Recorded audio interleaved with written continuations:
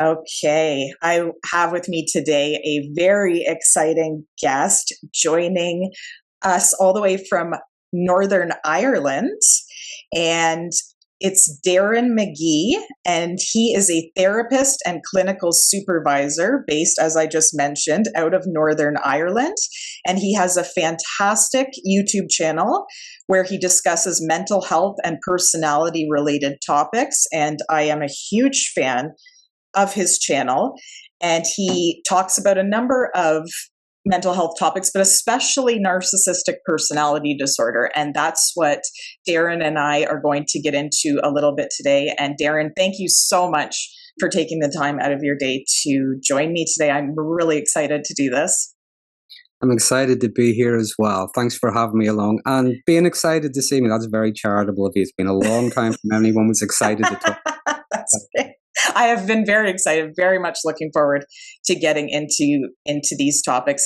Now, I saw that you've been active on YouTube for about 2 years now, if that's correct. And can I ask what made you talk about this issue of narcissistic personality disorder to start your channel off? What is your interest in this disorder? Originally, about 2 years ago, if you have to remember, the world kind of changed overnight, March 2020. We all went into lockdown. Right. Previously, I would have written articles for my website or for other people's websites, did little things here and there. During the lockdown, I thought I would maybe try to give myself a kick in the imposter syndrome, shall we say, just to try something different. So I was originally just talking about the impact the lockdown might have on anxiety, fear of succeeding, fear of success, that sort of thing. But I always left the channel open. I would say, if you have any ideas, anything you might like me to cover, I'll talk about it. And what I noticed is more and more. Now, people do ask about different things, but the majority of the questions I get are in and around narcissism, about different behaviors, different tactics. What does this mean? What's the reason behind it? So again, I don't know if it's a global kind of thing, if it's just something people are more aware of or whatever, but that's kind of why it's went down that route. That's fascinating. That's around the same time I started my channel as well, because I had the same questions. And so we're just going to get into that because Darren, before I actually, as we were talking before recording, before I actually was consistently around people with personality disorders, I thought a narcissist was somebody who was just arrogant or rude or abrasive or sort of a larger than life personality. And when I read the DSM, the criteria for narcissistic personality disorder in there, it sort of lined up to that image that I had in my mind.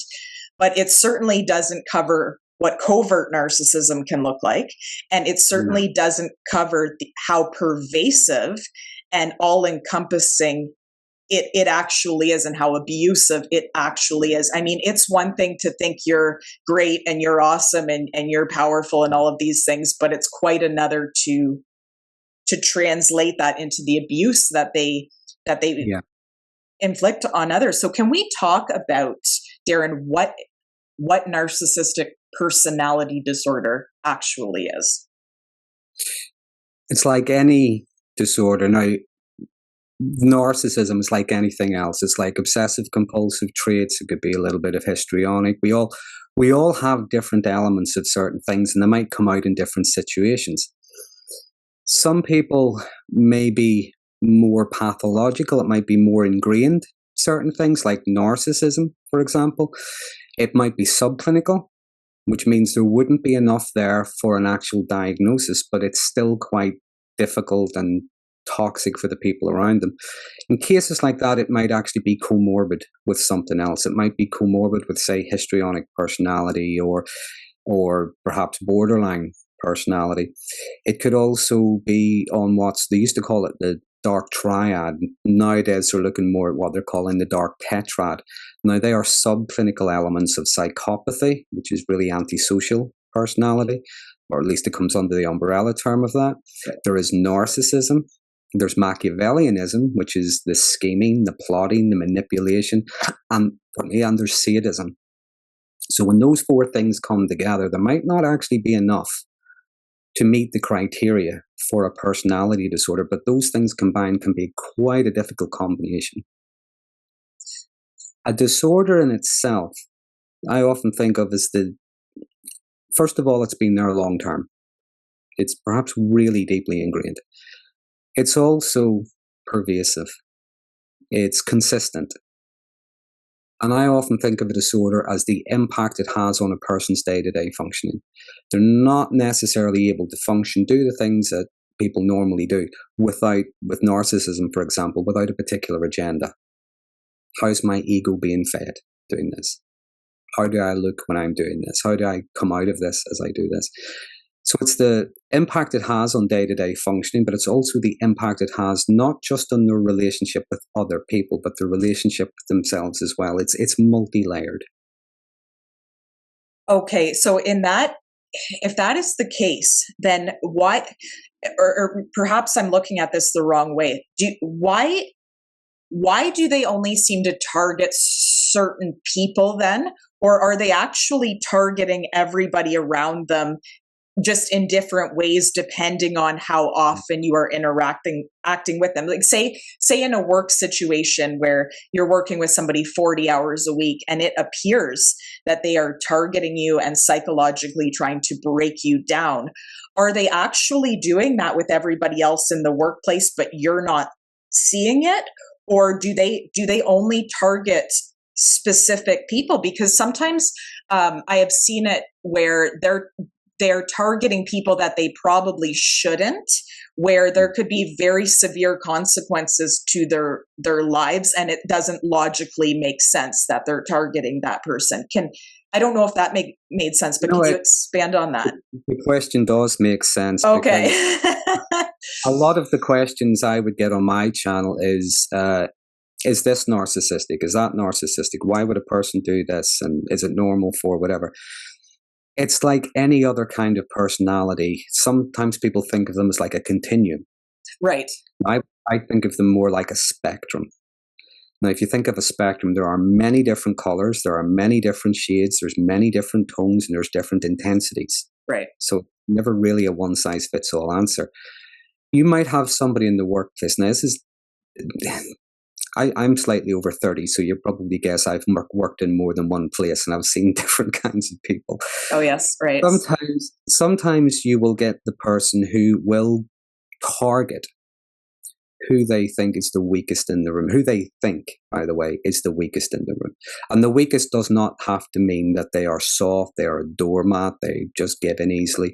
It could be the junior person in the room, the one with the least responsibility or the least authority. Or perhaps in my case, the shortest guy in the room. You know, I'm not a very tall guy. So you will get someone, and it's about dominance, okay? You will get someone who will react badly to authority. Doesn't matter what the manager suggests, there will always be an obstacle, there will always be a problem. And I think, speculating when I say this, I think that might be more antisocial. It's just kicking against authority. The narcissism is maybe a component of that. But what I found commonly is they pretty much target everybody, but they look for who they can get away with it.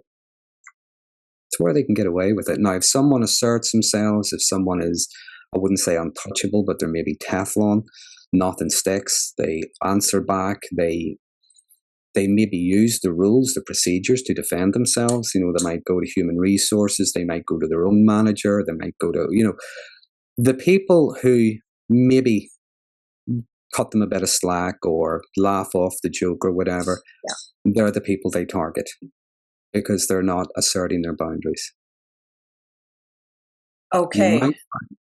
And again, not in every single case, but what you might find is they try this with everybody. It's just the people that they think they can get away with it, that they continue. Interesting. And does it ever happen that they'll target somebody because they think they can't get away with it? So say they'll target, I don't know, a lawyer or somebody like that, where where you or I would not do that because the risk would be very high, but maybe there's a thrill to that, so they'll go even harder and just psychologically try and break that person down even more. Or is that maybe something different? Or is that getting into an element of sadism? Because it's very unwise, but I have seen it. Yeah, and again, it's not a one size fits all, but there are cases like that. And again, it could be the antisocial part of them, the antisocial personality part, which may be sociopathy, something like that. But okay. Narcissism is primarily ego driven. It's all about ego. How I look, how I feel, how I'm coming across, how you are seeing me, what you think of me, and you have to see me in a certain way. And I think that could be why narcissistic people can be very vindictive, because it's like a narcissistic wound. So the cases that you're talking about, they may target someone, they may want to belittle them, they might want to come out as maybe the alpha, that's what you want to call it. The other person's not having it. Right. So they may back off and they may be a little more covert, or they may wait their opportunity, or they might just go somewhere else and try and get that kind of supply, or that vindictiveness because of the narcissistic wound. No, they'll just go at them. Now, and I know this is an unkind way of putting it, but, well, we have to get our laughs from somewhere. That's when I think they become more like Wile E. Coyote. Agreed. Yeah. It's something, Darren. Yeah. It's, and we were talking to you before recording. This is something I've personally experienced with more than one person, and this is why I'm bringing it up to you. Is very bizarre false allegations, very specific and very bizarre. Now, is that? For instance, breaking, they're concerned that you're going to break into their house, or they're concerned that you're going to bring some bizarre lawsuit against them. Is that the things that they've done to other people? These bizarre types of false allegations? Again, it's a difficult one to say. It could be. Right. It could be vindictiveness. Right. It could be something delusional. Again, it's not a one-size-fits-all kind of answer. As much as we are all individual and we're all different, we all have so many commonalities, which is why when I'm talking about things, I talk about common behaviours. Right. It's never word for word, variations on the theme, but there are commonalities. But when it comes to the individual and when it comes to their reasoning, only they really know what the reason is. It could be vindictiveness. It could be they genuinely do believe you're plotting something against them. Right. I've definitely seen a conspiratorial paranoia with some of these folks, and I know that conspiratorial paranoia can be with other mental health issues as well. But it's sort of, I've seen that specific with these types of folks, very, very specific false allegations that are really outrageous.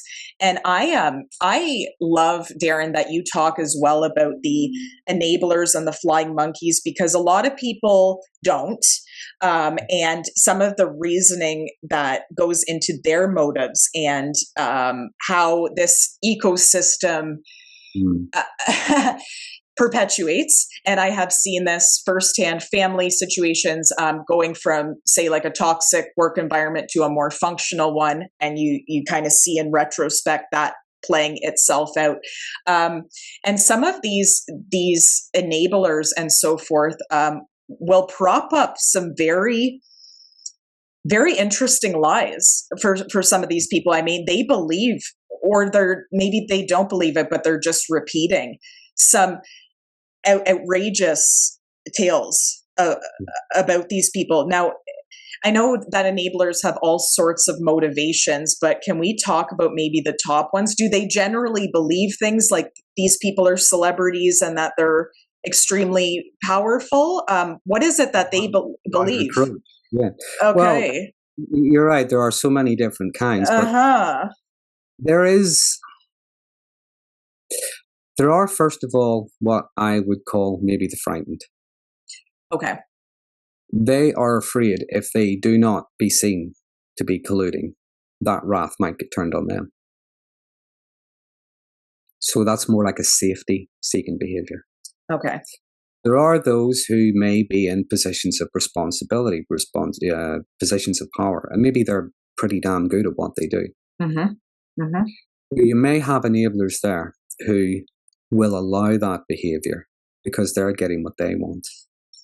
They're meeting, for example, all their sales targets. They're getting the work completed and so on. So they will enable it because of what they're getting. That's maybe another reason. Right. There are those who are just anything for a quiet life. So they're not actually enabling in the sense that they're supporting. But they're enabling in the sense that they're doing nothing. It's like that old saying, bad things happen when good people do nothing. Absolutely. So they're just trying to keep out of it. They're trying to, it's nothing to do with me. Anything for a quiet life. But then recently I was doing a bit, someone had asked me about internet trolling, and I was having a look at the different research. And it was something I saw, and it just struck me, this is in the online world, but how relevant is this to real life? Now, sometimes you have someone, and they call it the broken window theory. Now, before I talk about the broken window theory, I'll put it into a context. You imagine somebody who is just so discontent. They're angry. There's a lot of internalized rage. There's a lot of loneliness. There's a lot of stuff going on. The whole damned world's unfair. And they're walking down the street and they see a rock and they lift it. They're looking at that rock. Yeah, I could throw that at something. And they look over and they see these two houses. Now, one of the houses, the windows are all dirty. There's rags hanging up in them. The lawn's overgrown. There's an old mattress on the lawn, a rusting car in the driveway. Fence is falling apart. The place is an absolute shambles. And then they look at the house next door. It's painted white. It's got a lovely picket fence, a nice lawn, and a nice shiny car in the driveway and beautiful drapes hanging from the windows. Which one do you think they're going to throw the rock at? Yeah. Okay. Yeah. So they throw the rock and it breaks a window. And this is the broken window theory. Other people see that. Maybe they're like-minded people. And they see that and they get a buzz. They get a hit. They like the excitement. So they start lifting rocks and they start throwing at the same window. Now, the window's already broken, but they're doing it anyway. And that's where we get in social media things like those pylons and dog piles or whatever they call them, the things, Twitter and so on. Yeah. That's pretty much what's going on there. The target's already been attacked, but it's not enough. That person got to feel good and that looked really good. I want to feel good as well. And I think sometimes you see in workplaces, you see in church groups, you see in communities, it's the same kind of thing. And I think it's for different reasons. First of all, yeah, we just want to destroy as well. That person has something we don't, or they can do something we can't. So maybe an end. Then there's also the person that threw that rock. Oh, well, look at how powerful they are. Maybe we'd best side with them in case they start throwing rocks at me. And then you get people who just want to belong to something. Yeah, no matter what it is, right? Yeah, they just need, every single one of us need to be accepted. That's why we live in communities. That's why we join groups and things. We have relationships. We have this need to be accepted, to be a part of something. So you get something like that, the person in the workplace or whatever, they throw that stone, breaks the window. Yeah, you get a lot of people doing the same thing. Yeah. Because they're now a part of something. They're getting a sense of validation. They're getting to feel powerful. Person they're attacking or that house that they're throwing rocks at.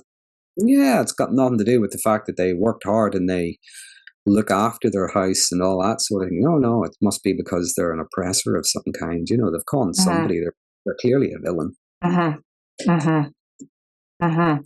Now, Darren, I've heard you talk about this type of enabler as well, and this is the enabler that really gets me because of the level of mental gymnastics that they can engage in is the one that will try and not just support the narcissist, but force the narcissist delusion onto the victims and then try and demand that the victim somehow feels sorry for the abuser. So, for instance, you're talking about the rock analogy. So it may not be any of those examples, but it may be telling the person whose house just got destroyed, well, you need to feel sorry for the people who threw the rocks because they had a tough childhood. And then you say, well, they lied about their childhood. Well, it must have been such a tough childhood that they would have to lie about their tough childhood. And the mental gymnastics that go into defending and this behavior.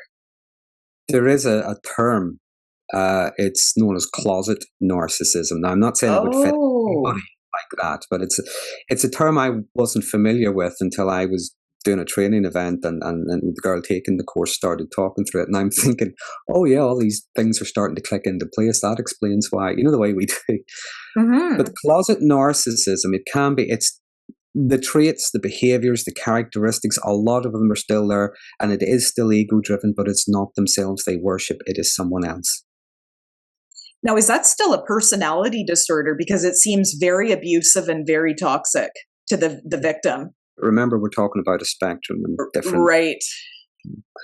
So you might get it doesn't matter what that abusive person does. They will always defend them. They will always excuse them. Yes. It didn't happen.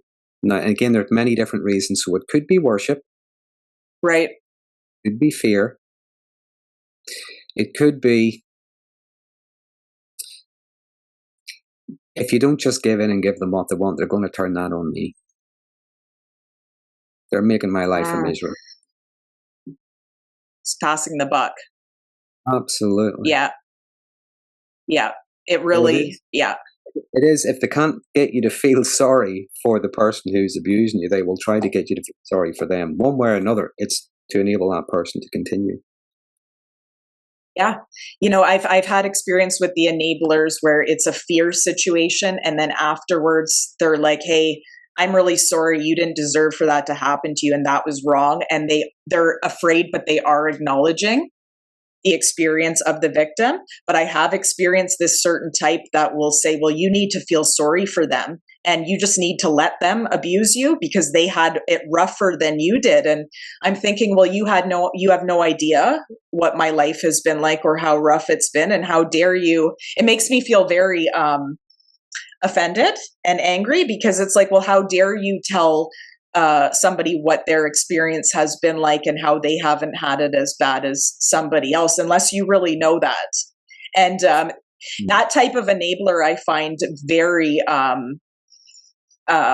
very presumptuous, very judgmental. I don't know if those are good words for it, but they are good words. Yeah. It is devaluing some experience. And for a perpetrator of any kind of abuse to claim some sense of victimhood. Now, I'm not saying they don't have victimhood. Right. Absolutely. But I'm a big believer in responsibility. Yeah, me too. We're still responsible. And whenever someone claims victimhood, now because of the line of work, I work with a lot of people who have experienced a lot of things. People have been in combat, they've been assaulted, they've been sexually assaulted, they've been abused, they've been financially fleeced and robbed of everything. I've worked with a wide range of people. I would never call them victims. But if that's how they want to identify themselves, they are victims of this kind of abuse or these kind of events. Right. I cannot think of one of them that has used that victimhood as a badge of honor to go and do what they do to other people. Yeah, same here. That's generally same here. No. Survivors of genocides I have met that do not treat people with the contempt and disrespect that abusers do. I completely agree with you on that. It's a weapon. That victim card, it's a weapon. Domestic violence can be used in that way as well. Absolutely. Darren, in your experience as well, do you find that with the cluster B personality disorders, there's often more than one going on? Do they overlap? I think they all overlap on some level, just like all of the personality. Remember, their personality disorders, but their personality as well. Right. And I think all of us on some level have certain degrees. All of us are obsessive compulsive. All of us can be a little schizoid. All of us can be even antisocial at times. There are those different elements, and I think there can be a lot of crossover. I think the difference sometimes is when we're talking about an actual personality disorder, it's often the intent. Now, I could be wrong when I say that. Someone on a higher pay grade than me can correct me, but I think it's about intent. For example, you might have someone keeps talking about someone else or doing something else, one way or another, it's to try to make the partner jealous. With someone with, say, borderline personality, they would be doing that, but they're trying to test the partner. They fear being abandoned, they fear being lost, so they're testing, how much do I mean to you? Do you fear losing me? There might be that element. Someone with narcissistic personality, there's different reasons why narcissistic people do it. It could be testing, but sometimes it's to punish. Maybe I'm not valuable enough to you. You don't appreciate me enough. Look, someone else can get my attention. Or you had a relationship where you were quite healthy and I don't like that, so I'm going to punish you by, flirting with other people. So, do you know what I mean? It's the same behavior, trying to create jealousy, but it's for different reasons. Someone with antisocial personality disorder, they might do it just because they can, just because they want to, just because they enjoy it, because they don't necessarily see the value in monogamy. Maybe they're entitled to see other people or whatever. There are many different reasons. Histrionic personality, if you think, they would be behaving the same way, but it's not necessarily about creating jealousy. It's wanting the attention. It's desperately needing the attention. It's feeling uncomfortable. If I'm not the center of your universe, I'm feeling very uncomfortable. Okay, I see. Okay, and I can see the similarities and overlaps with a lot of these things. Okay, that makes a lot of sense. Now, in your opinion, I know we can't really measure these things or what goes on in people's minds, but this is something that genuinely I am curious about a lot. If I have it now, say I'm just high in narcissistic traits to the point that it's bothering me, and I would like to do something about that to maybe have more friends and have a better life. And I'm watching your channel and I'm saying, oh gosh, I recognize a lot of that in me, and I'm going to adapt some of those things. That's probably not a personality disorder. But if I've crossed that threshold and I'm watching your channel, do I know that I have a personality disorder? Like, if I'm watching you, do I know that I have a personality disorder and I'm going to watch you just to learn better tactics? Or do you think I'm genuinely, completely unaware that I would have anything wrong with me? Well, again, it's how much awareness do any of us have. Right. This is the thing. Whenever I talk, quite commonly when I'm talking about common behaviors and tactics, I try to make it clear. Maybe I need to make it clearer sometimes because of some of the comments I get. Every single one of us do these from time to time. Absolutely. Absolutely. It's when it's long term. It's when it's persistent. And Constant. if it doesn't change, all there is a change in a tactic to do the same damn thing. Right. That's what it is. Now, again, when it comes to awareness, believe it or not, and it's something I'm working on at the moment. I'm not sure when I'll get it completed, but a lot of the questions, can someone with narcissistic personality be helped? Actually, yes, they can. There are what's known as high functioning. And this would be true of any, again, because of that spectrum. Right. There are what's known as high functioning. Right. So someone might, now it's not that the disorder's not going to be there, but someone might recognize, if I keep turning this conversation about me, this person's going to stop listening. If I keep behaving the way I do, this person is going to leave me. Right. So it's still ego-driven, if you know what I mean, but a more healthier kind of ego-driven. The feelings, the thoughts, and all that sort of thing might still be there, but the behavior starts to change. Right. Right. But takes a lot of hard work. It takes a commitment. It takes, like anything, it does. We can't always push a button. I sometimes say to my clients, I cannot do Jedi mind tricks. I'm sorry. Yeah. And as you talk about as well, you would need to have a desire to want to change that. So, like you were saying, if you're high in narcissistic traits, maybe the consequences, I have a desire to want to change that. I don't want these consequences. However, I would think the more malignant, the more severe, that desire is not there. Do you have any comments on that?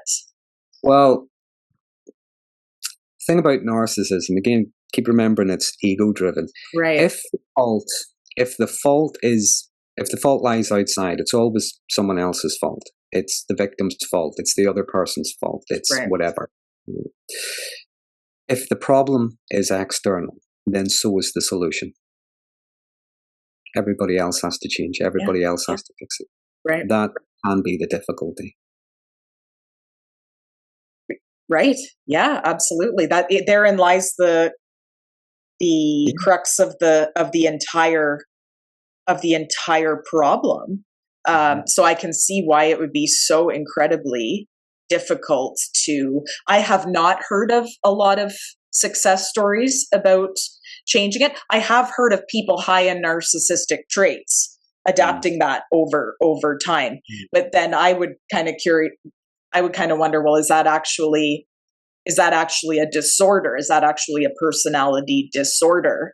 But I have not seen, typically my experience is that they get worse. Well, you could say better. It depends on how you see it, better or worse, better with the game. Depends on where you see them on that, where they see themselves, if you will, on that spectrum. Right. But there are people, as I say, it's not necessarily a disorder. In other words, it might be subclinical. Now, if you think of the top of my mind, I think there's 9 criteria. Okay. Right. Somebody might meet all 9, but they only meet them all 9 once in a while, and that's not necessarily a disorder. But someone might meet 5 of them all day, every day, and twice on a Sunday. That is a disorder. Okay. And just like I said earlier on about maybe the dark triad or the dark tetrad, they're very strong traits. One area might be stronger than the others, but they're very strong traits. But there might be enough awareness for someone to reel that behavior in, to be able to monitor themselves. Now, even if they're tapping into the Machiavellian part of them, the manipulation side, what they're doing is they're monitoring their behavior, because again, I'm not going to get that promotion if I don't get up and do a bit of work. I'm not going to keep the job unless I'm in at 9 o'clock every morning. Right. The person's going to leave me if I do not stop poking them with a stick. Right. Right. Let me start that again.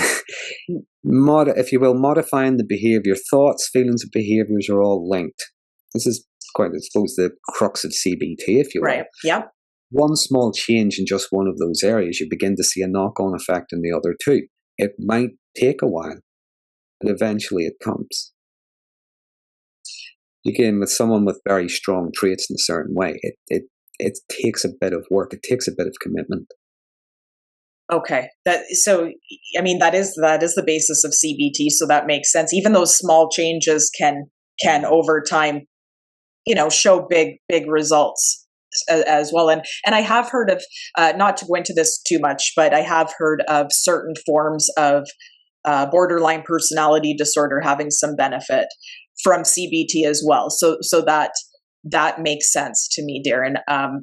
I would like to mention this sort of before we start tying off here.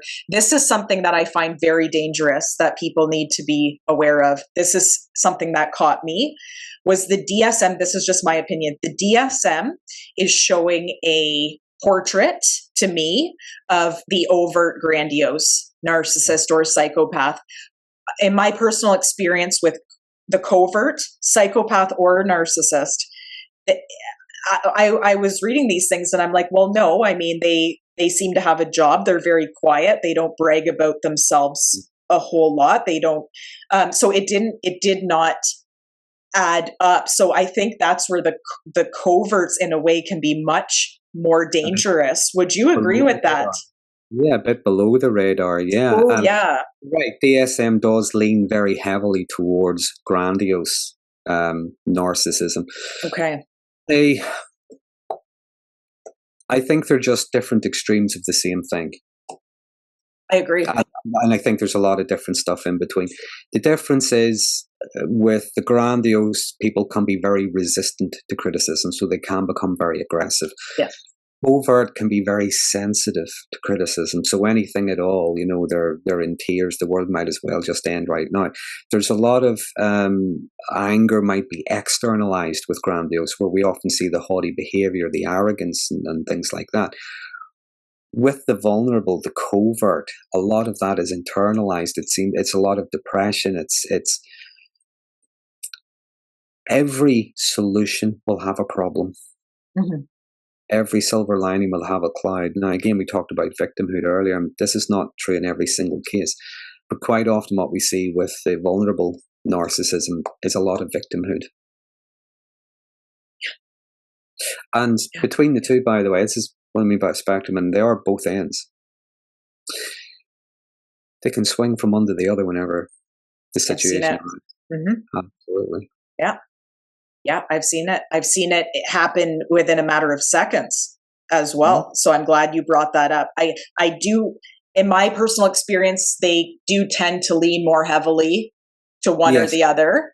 Default, I would call it. They have a default setting, but it's not to say they don't have a lot of different things they can tap into. Agreed. It kind of reminds me of just like introverted versus extroverted. We kind of have that general predisposition, but we can go either way. But with a narcissist, I've seen it happen in seconds. And I'm really glad that you brought that up, Darren. And this has been a fantastic conversation. I'm so grateful for everything that you're doing. And where do you think your channel is? Where's your work heading from here? Are you going to continue focusing on the issue of narcissism? Or are you still going to branch out? What does the future look like for you? It's a good question. Most of the questions I do get, as I say, are in and around narcissism. What I like doing, I talked recently to another YouTube guy. He has a channel, Jay Reed. So I really enjoyed the chat with him. I learned a lot from him. So I might like to have chats with other people because I like to learn from people. I like to hear their perspective and so on. What I have been doing recently, and for now, this is what I might continue now. I ask people, anything you want me to cover, please let me know. I'm currently sitting at something like 145 topic suggestions. Wow. And so what I've been trying to do is, if I get similar questions in and around the same thing, I will try and answer them all in the one video. So it's like an accumulation, if you will. I'm trying to accumulate different questions and answer them in the one video. But where tomorrow goes, who knows? I said at the beginning, I'd started this to give myself a kick in the imposter syndrome. It hasn't happened yet. Every time I put the camera on, I'm going, they're going to see right through you, buddy. Just you wait. So as soon as I overcome that, maybe I'll think of calming it down a bit. Oh no, the work you're doing it's just phenomenal. And Jay Reed, I think you mentioned, he does some fantastic work as well. I really like some of the things that he does about the enabling parents as well. He does some great stuff. I'm glad you were able to have a conversation. I did see that you uploaded that. That's great. And Darren, are you do you take are you still taking private clients? Do you work worldwide or just in Ireland? Normally, well, the way the pandemic worked, I was working pretty much like this via Zoom. But I'm back to doing face-to-face work now. But because of the way life has turned out, I'm only doing face-to-face work 3 days a week. 2 days a week, I'm still working via Zoom because I still have a lot of people. That being said, an unexpected thing I never expected to happen. Unexpected, never expected. There's a strange sentence. What I never expected was, once I went out onto YouTube, the number of people that would contact me from the four corners of the world wanting to book a session. Which is nice in one way. It's nice to feel valued. It's nice that people are interested in you. Maybe you could help them.